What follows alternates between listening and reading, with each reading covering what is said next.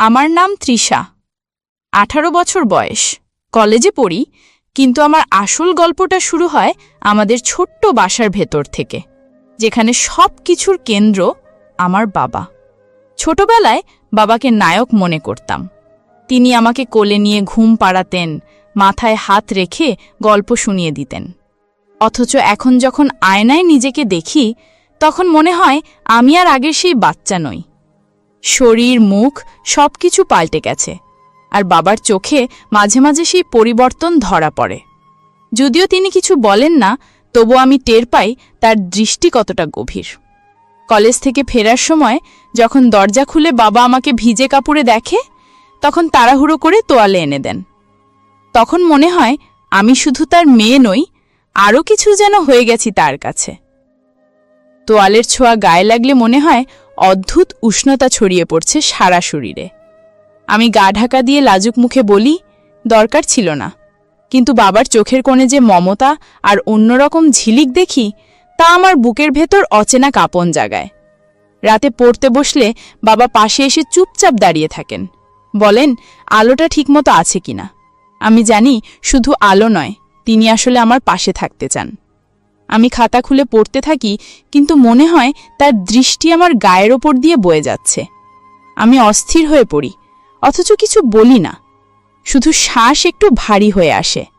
একদিন আমি অসুস্থ হয়ে জ্বরে কাবু হয়ে শুয়ে আছি। মা তখন বাইরে।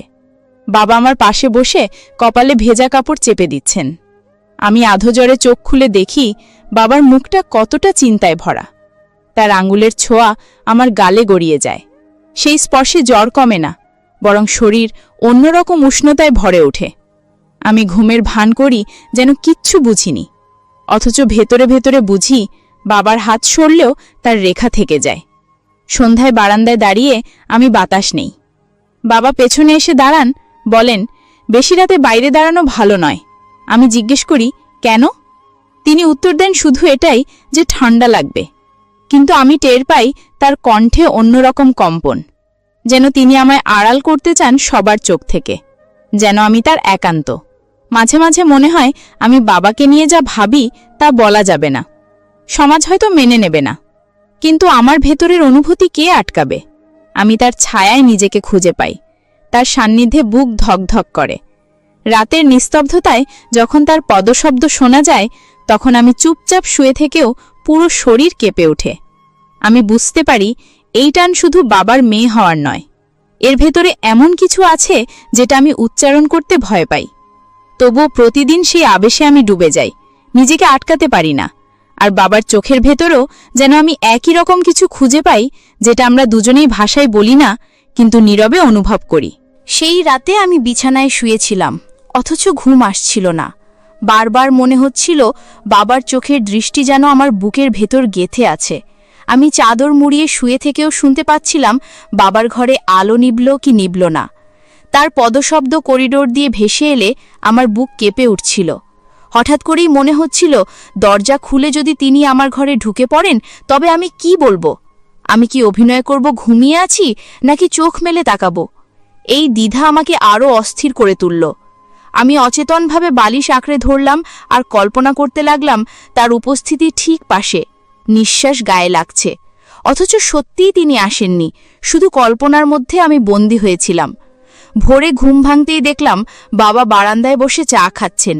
আমি গা ধুয়ে এসে তার সামনে দাঁড়ালাম। তিনি হাসলেন আর বললেন, খুব রাত করে পড়েছিলে, চোখ লাল হয়ে আছে। আমি কিছু বলতে পারিনি, শুধু চুপ করে মাথা নুইয়ে দাঁড়িয়েছিলাম। তখন তিনি আলতো করে আমার গাল ছুঁয়ে বললেন, সাবধানে থেকো। আমি জানি সেই ছোঁয়া ছিল যত্নের। আমি আর কিছু বলিনি, শুধু মনে মনে লুকিয়ে রাখলাম। দিনগুলো একে একে কেটে যাচ্ছিল। আমি বাবাকে এড়িয়ে যেতে পারছিলাম না, বরং তার পাশে থাকতে অকারণ অজুহাত খুঁজতাম। রান্নাঘরে মাকে সাহায্য করার ভান করে বাবার সাথে কথোপকথন বাড়িয়ে দিতাম। কখনো আবার পড়ার টেবিলে গিয়ে বসতাম যাতে বাবা এসে খাতা দেখতে পারেন। অথচ ভিতরে ভিতরে আমি চাচ্ছিলাম তার চোখ আমার দিকে থাকুক, তার শ্বাস আমি অনুভব করি। একদিন বিকেলে ঝড় উঠেছিল। মা তখন বাজারে, আমি আর বাবা ঘরে একা। জানালায় ঝাপটা মারছিল বাতাস। হঠাৎ বিদ্যুৎ চলে গেল। আমি ভয় পেয়ে বাবার কাছে গিয়ে দাঁড়ালাম। উনি হাসলেন, বললেন, ভয় পেও না, আমি আছি। তারপর আমার কাঁধে হাত রাখলেন। সেই মুহূর্তে মনে হচ্ছিল পৃথিবীর সব ভয় দূর হয়ে গেল। আমি আলতো করে বাবার দিকে তাকালাম। অন্ধকারে শুধু তার চোখ ঝলসে উঠছিল, যেন আমাকে পুরোপুরি ভেদ করে দেখছে। আমি ঠোঁট চেপে কিছু বলতে চাইলাম, কিন্তু পারলাম না, শুধু চুপচাপ দাঁড়িয়ে রইলাম। তখন তিনি আমার কপালে চুমু খেলেন। আমি ভয়ে নয়, বরং শান্তি অনুভব করলাম। আমি মাথা নামিয়ে রাখলাম, কিন্তু সেই ছোঁয়ার রেশ আমাকে গভীরভাবে নাড়া দিল। ঝড় থেমে গেলে আলো ফিরে এলো, মা ফিরল, সবকিছু আবার স্বাভাবিক হয়ে গেল। কিন্তু আমার ভেতরে আর কিছুই আগের মতো ছিল না। আমি যেন নতুন এক উপলব্ধির দিকে পা বাড়িয়ে ফেলেছি, যেখানে আমি আর বাবা দুজনেই কিছু না বলে সবকিছু বুঝে নিচ্ছি। শুধু সমাজকে না জানিয়ে আমরা নিজের ভেতরের নীরব কথোপকথন চালিয়ে যাচ্ছি। সেই রাতটা আমি বারবার মনে মনে ফিরে গেছি। বাবার চুমুর স্মৃতি এখনো কপালে লেগেছিল।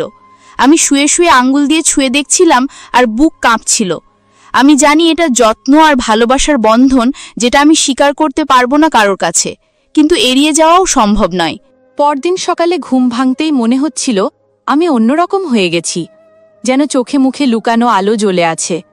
আয়নায় তাকিয়ে নিজের ঠোঁট ছুঁয়ে দেখলাম, আর মনে পড়ল বাবার কপালে রাখা চুমুর কথা।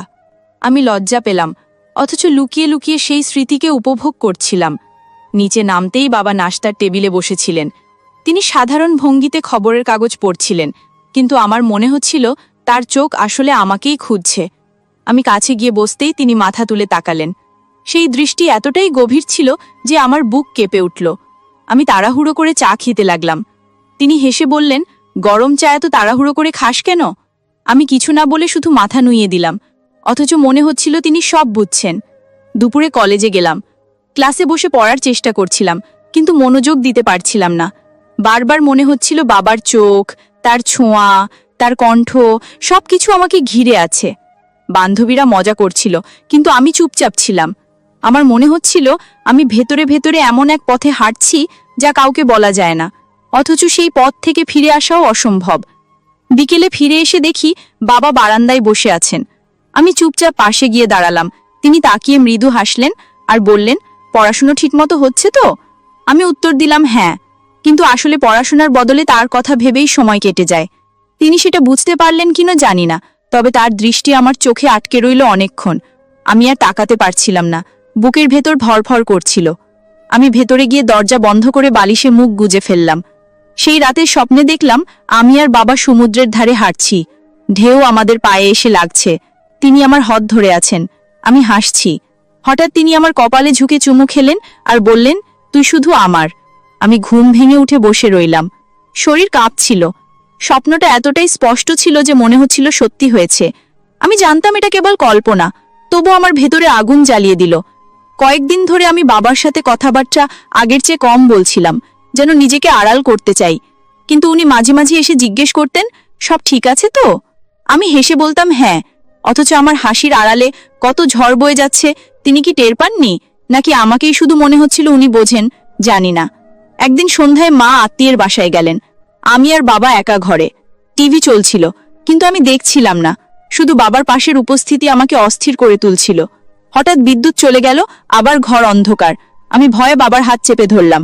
তিনি শান্ত গলায় বললেন, ভয় পেও না, আমি তো আছি। আমি বললাম জানি, কিন্তু তারপরও হাত ছাড়িনি, বরং আরো শক্ত করে ধরে রাখলাম। অন্ধকারে তার হাতের উষ্ণতা আমার হাত বেয়ে শরীর কাঁপিয়ে দিল। আমি জানতাম এটা শুধু ভয় নয়, এর ভেতরে অন্য কিছু আছে। তিনি কিছু বললেন না, শুধু হাত ধরে রাখলেন। তারপর বিদ্যুৎ ফিরে এলে আমরা চুপচাপ হয়ে গেলাম, যেন কিছু হয়নি। অথচ আমি জানতাম সেই মুহূর্ত আর সাধারণ ছিল না। এরপর থেকে আমি বাবার কাছে আরও বেশি আকৃষ্ট হয়ে পড়লাম, যদিও বাইরে থেকে স্বাভাবিক থাকার চেষ্টা করতাম। কলেজে গেলে সহপাঠীরা প্রেম নিয়ে কথা বলতো, কারো বয়ফ্রেন্ডের গল্প শুনতাম, হাসতামও কখনো কখনো, কিন্তু ভেতরে ভেতরে জানতাম আমার হৃদয়ে জায়গা শুধু বাবার জন্য। আমি কারো সাথে তুলনা করতে পারতাম না তাকে। রাতে পড়তে বসলে জানালা দিয়ে আসা হাওয়ায় মনে হতো বাবার গায়ের গন্ধ ভেসে আসছে, বুক ধরফর করত। মাঝে মাঝে কলম নামিয়ে শুধু তার কথা ভাবতাম। এই অনুভূতিগুলো আমাকে ভরিয়ে তুলছিল, কিন্তু কাউকে বলার উপায় ছিল না। আমি জানতাম বাবাও নীরবে কিছু টের পাচ্ছেন, কারণ তার চোখে সেই একই রকম নীরব ইঙ্গিত ছিল। একদিন মা হঠাৎ গ্রামে চলে গেলেন কয়েকদিনের জন্য। তখন বাসায় শুধু আমি আর বাবা। প্রথম দিনটাতেই একটা অদ্ভুত উত্তেজনা আমাকে গ্রাস করল। মনে হচ্ছিল পুরো পৃথিবী ফাঁকা, শুধু আমরা দুজন। আমি বারবার রান্নাঘরে যেতাম বাবার জন্য চা নিয়ে আসার অজুহাতে। তিনি হাসতেন আর বলতেন, আজকে তুমি খুব যত্ন নিচ্ছ। আমি বলতাম, হ্যাঁ, কিন্তু আসল কারণ অন্য। আমি চাইছিলাম বারবার তার চোখে চোখ রাখতে, তার গলায় কণ্ঠ শুনতে। রাতে খাওয়ার পর আমি পড়ার ভান করছিলাম, কিন্তু মনোযোগ ছিল না। বাবা পাশে এসে বসে বললেন, ক্লান্ত লাগছে? আমি না চাইতেই মাথা তার কাঁধে ঠেকিয়ে দিলাম। তিনি কিছু বললেন না, শুধু আমার মাথায় হাত রাখলেন। সেই মুহূর্তে মনে হচ্ছিল আমি পৃথিবীর সবচেয়ে নিরাপদ আশ্রয়ে আছি। অথচ সেই নিরাপত্তার ভেতর অদ্ভুত কাঁপনও ছিল। বুক দোলা দিচ্ছিল, চোখ বন্ধ হয়ে আসছিল, সময় যেন থেমে গিয়েছিল। হঠাৎ করে তিনি বললেন, তুই অনেক বড় হয়ে গেছিস। আমি চমকে তাকালাম। তার চোখে এমন দৃষ্টি ছিল যা আমাকে বাকরুদ্ধ করে দিল। আমি উত্তর দিতে পারিনি, শুধু শ্বাস ভারী হয়ে উঠল। তার হাত চুলের ভেতর দিয়ে নামতে নামতে আমার কাঁধে এসে থামল। আমি আর চোখ সরাতে পারছিলাম না। মনে হচ্ছিল আমরা দুজনেই এমন এক জায়গায় এসে দাঁড়িয়েছি যেখান থেকে ফেরার পথ নেই। পরদিন সকালে মা ফোন করলেন। আমি বাবার কাছে ফোন এগিয়ে দিলাম। তিনি সাধারণভাবে কথা বললেন। আমি পাশে দাঁড়িয়েছিলাম, কিন্তু ভেতরে ভেতরে টের পাচ্ছিলাম আমি আর বাবা আগের জায়গায় নেই। আমাদের ভেতরে নতুন এক গোপন সেতু তৈরি হয়ে গেছে, যেটা কেবল আমরা দুজনেই জানি। বিকেলে আমি বই হাতে নিয়ে বারান্দায় বসেছিলাম। বাবা এসে পাশে দাঁড়ালেন। আমি বইয়ের ভেতরে চোখ রেখেও পড়তে পারছিলাম না, শুধু অনুভব করছিলাম তার নিঃশ্বাস আমার গালে লাগছে। আমি একটু সরলাম, কিন্তু আবার কাছে চলে এলাম, যেন দূরে থাকতে পারছিলাম না। তিনি কিছু বললেন না, কিন্তু চুপচাপ দাঁড়িয়ে রইলেন। আমি জানতাম সেই নীরবতা কথার চেয়েও বেশি গভীর। দিনগুলো এগিয়ে যাচ্ছিল, আর আমি বুঝতে পারছিলাম বাবার সাথে আমার নীরব টান আরও ঘনীভূত হচ্ছে। কলেজে গিয়ে বই খুললেও মাথার ভেতর ঘুরত বাবার মুখ, তার কণ্ঠ, তার যত্ন। আমি বান্ধবীদের সাথে গল্প করতাম, কিন্তু হাসির আড়ালেই বুকের ভেতর লুকিয়ে থাকত কেবল তার নাম। একদিন ক্লাস শেষে বাড়ি ফিরতে দেরি হয়ে গেল। আকাশ কালো করে এলো। হঠাৎ বৃষ্টি শুরু হলো। আমি ভিজে বাসায় ফিরলাম। দরজা খোলার সঙ্গে সঙ্গে বাবা উদ্বিগ্ন হয়ে দাঁড়িয়ে গেলেন। তিনি তাড়াহুড়ো করে তোয়ালে দিলেন। আমি ভিজে গায়ের কাপড় চেপে ধরছিলাম। বাবা বললেন, তাড়াতাড়ি শুকিয়ে নাও, ঠান্ডা লাগবে। আমি চুপচাপ দাঁড়িয়ে তার দিকে তাকিয়ে রইলাম। চোখে এমন কিছু ছিল যা কথায় বলা যায় না। তিনি আমাকে ঘরে পাঠালেন, কিন্তু আমি মনে মনে ভাবছিলাম কেন তার যত্ন এত অন্যরকম লাগে। রাতে খাওয়ার সময় মা পাশে ছিলেন না। আমরা দুজন একসাথে খেতে বসেছিলাম। আমি হাতের ভাত নেড়ে চুপচাপ বসেছিলাম। বাবা হেসে বললেন, আজ এত চুপচাপ কেন? আমি বললাম, কিছু না, কিন্তু আসলে আমার ভেতরে চলছিল এক অদ্ভুত কাঁপন। তার চোখ আমার মুখে আটকে ছিল। আমি শ্বাস নিতে কষ্ট পাচ্ছিলাম, অথচ কোনোভাবেই সেই মুহূর্ত থেকে পালাতে চাইছিলাম না। খাওয়া শেষে আমি বই হাতে নিলাম। বাবা পাশ থেকে বললেন, বেশি চাপ নিও না, চোখ লাল হয়ে যাচ্ছে। আমি বললাম, ঠিক আছে, কিন্তু বইয়ের অক্ষরগুলো তখন ঝাপসা হয়ে যাচ্ছিল। মাথার ভেতর শুধু তার কণ্ঠ প্রতিধ্বনি হচ্ছিল। হঠাৎ তিনি আমার পাশে এসে দাঁড়ালেন। তার ছায়া বইয়ের উপর পড়ল। আমি মাথা তুলে তাকালাম।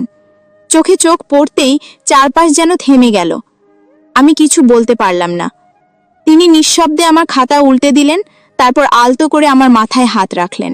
আমি চোখ বন্ধ করলাম, বুক কেঁপে উঠল। মনে হচ্ছিল সেই স্পর্শ আমাকে ভেতর থেকে ভরে তুলছে। পরদিন সকালে আমি ইচ্ছে করে রান্নাঘরে বাবার জন্য চা বানাতে গেলাম। কাপ হাতে নিয়ে তার কাছে গেলাম। তিনি হাসলেন আর বললেন, আজকে তো খুব যত্ন নিচ্ছ। আমি ঠোঁট কামড়ে হাসলাম, কিন্তু আসল কথা বলতে পারিনি, যে আমি শুধু তার কাছেই থাকতে চাই, অন্য কারো কাছে নয়। শুধু তার চোখে ডুবে থাকতে চাই, তার ছায়ায় লুকিয়ে থাকতে চাই। সন্ধ্যায় আমরা বারান্দায় বসেছিলাম। হাওয়ায় চুল এলোমেলো হচ্ছিল। বাবা আলতো করে চুল সরিয়ে দিলেন। আমি চোখ নামিয়ে ফেললাম। তার আঙুলের ছোঁয়া গালে রয়ে গেল অনেকক্ষণ। আমি জানতাম এটা শুধুই যত্ন নয়, এর ভেতরে আরও কিছু আছে যা আমরা কেউ উচ্চারণ করছি না, তবু প্রতিটি মুহূর্তে তা আমাদের চারপাশে ছড়িয়ে আছে। শেষ কয়েক সপ্তাহে আমি অনুভব করছিলাম যে আমার এবং বাবার মধ্যে সম্পর্ক বদলে গেছে। প্রতিটি দিনের শুরুতেই তার দিকে তাকানো আর প্রতিটি রাতের শেষের আগে তার কথা ভাবতে ভাবতেই সময় কেটে যাচ্ছে। কলেজ থেকে ফিরে আমি দরজা খোলার সঙ্গে সঙ্গে জানতাম বাবার দৃষ্টি আমার দিকে থাকবে। তিনি হেসে আমাকে স্বাগত জানাবেন, সেই হাসিতে সব ক্লান্তি দূর হয়ে যাবে। আমি জানি এটি শুধু মায়া নয়, এক গভীর অনুভূতি যা আমি ভেতরে ভেতরে স্বীকার করেছি। রাতের অন্ধকারে যখন শুয়ে থাকি তখনও আমি তার কণ্ঠের মৃদু কম্পন, স্নেহের ছায়াকে কল্পনা করি। কখনো স্বপ্নে দেখিও আমি তার হাত ধরে হেঁটে যাচ্ছি আর সমুদ্রের ঢেউ আমাদের পায়ে এসে লাগছে।